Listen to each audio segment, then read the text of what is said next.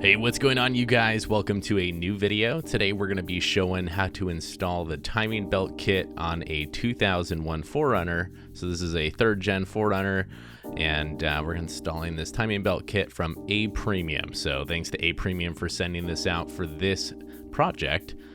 But this is the 5VZ-FE engine, and it's the 3.4 liter V6. And excited to show you guys how this works. It is going to be a very lengthy process if you decide to do this yourself, but I promise it's worth it in the end. So anyway, first off, you got to take off the cover of your timing belt for access. So there's a 10mm bolts. I believe there's 5 of them. So there's 2 in the middle, 2 on the side on the top, and then there's 2 on the bottom. So that's 6. I didn't go to math class.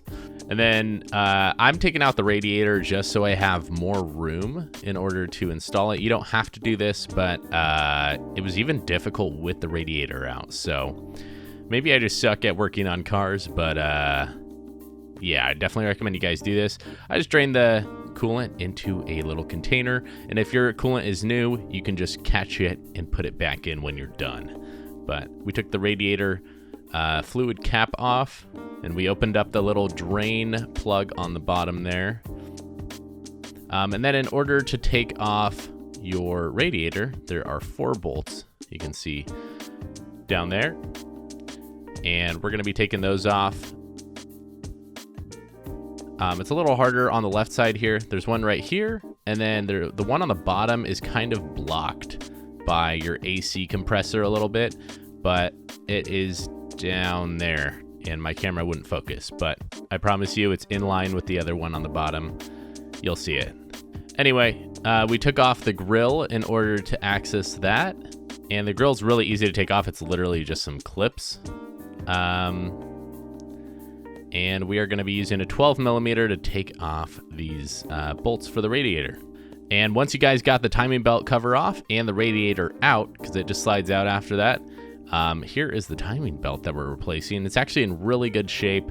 The belts look okay as well, but we were due for the service, so here we are. Make sure you take all the hoses off of the radiator, of course, otherwise you won't be able to pull it out. But this is what we're going to be working with here, and I just stuffed some paper towels inside the hoses, or inside the entrance to the engine, just so nothing gets in there, no bugs go in there. But anyway, you should be able to just pull this off after you get the fan off. All right, well, I was able to get it off, and then this slides off right away as well.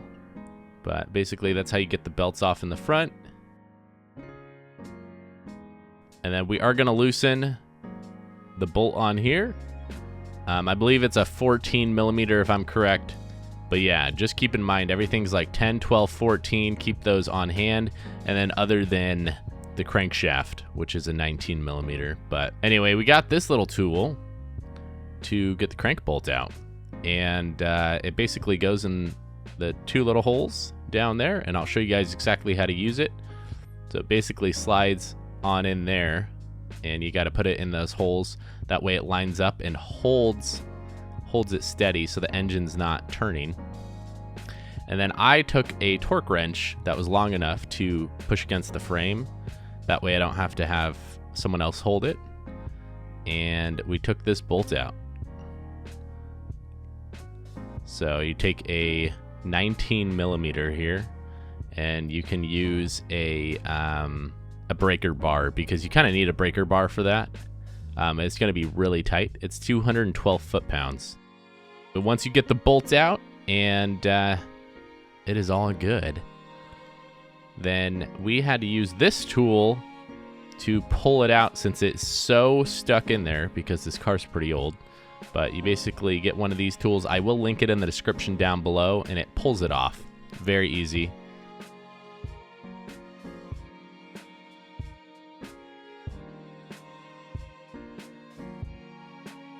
See how easy that was? And it just fell onto the ground. Exactly how it should work. So anyway, once you guys are done with that, it's going to look like this. And you're going to have to take off a little cover around it. And then you can also take off this cover as well. So there's some bolts right there.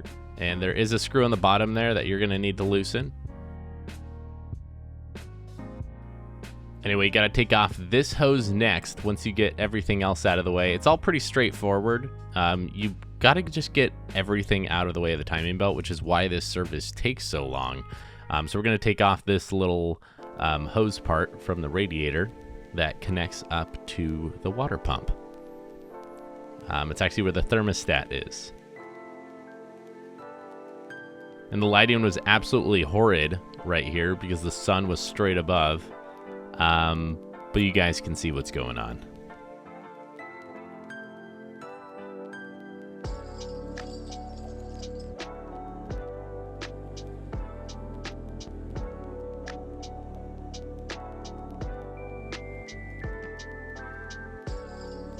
All right, and then here's what it looks like. Here's your water pump. And see, I already loosened some of these screws, but you're gonna have to take those out. I believe there are 5 on this one.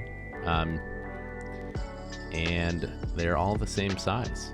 But once you take them out, it won't fall off. You're gonna have to kind of pry it off. So anyway, pretty easy to do this at this point, and there will be coolant coming out.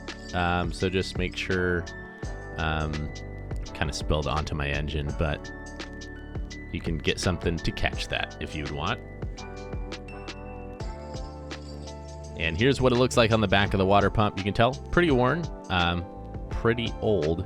And if we look down here, the seal from the water pump is all stuck on there and all old and crusty. So we're gonna be getting a blade and just cleaning it up a little bit. And here's what all the screws look like that you're taking out. And you're gonna have to move the dipstick out of the way a little bit. You can loosen that 10mm right there and move it out of the way. That way you can get your water pump out. But so here's what it looks like now that we cleaned it up.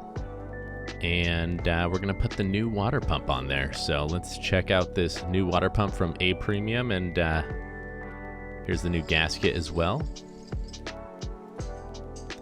So we put the new one on. You can tell that looks very out of place, but yeah, put the gasket on first. Just lines up with all the screws. We didn't replace these. They come with the kit, but they go in there. Ours look perfect. So we're not even going to take that off and bother risking turning the engine right now. And then we got this new one. You can see A Premium on there. Looks very, very nice. And that goes right there.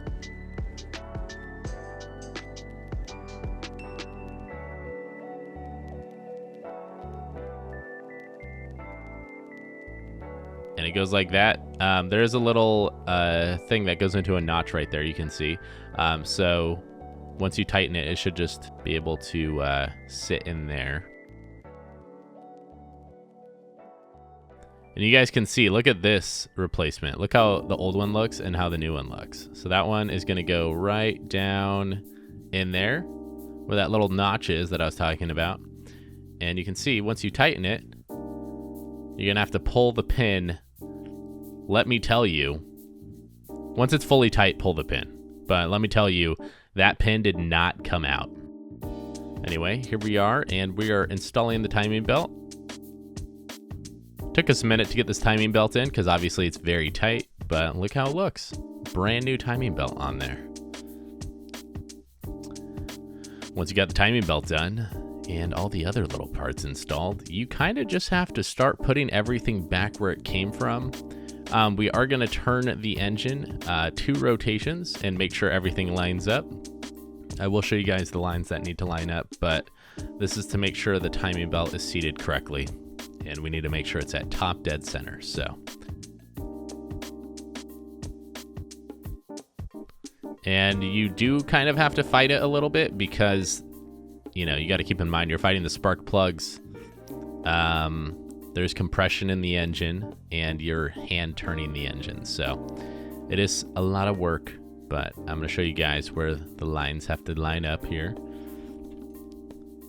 So we got it lining up. And you can see that little line right there and the one on the other side all line up with that sort of V shape on the top. And then on the bottom as well, mine is pink, the little pink line that lines up down there. And then here we started putting the belts on. You got to keep in mind, put the belt in the back on first because it's gonna need to be back there.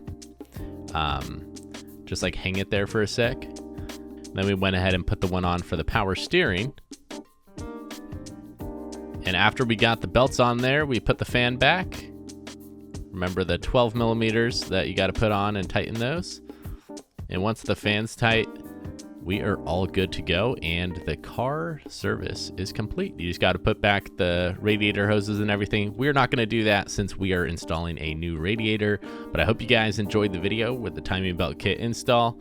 Let me know how long it took you guys to do it. It took me 8 to 10 hours, and that's with recording.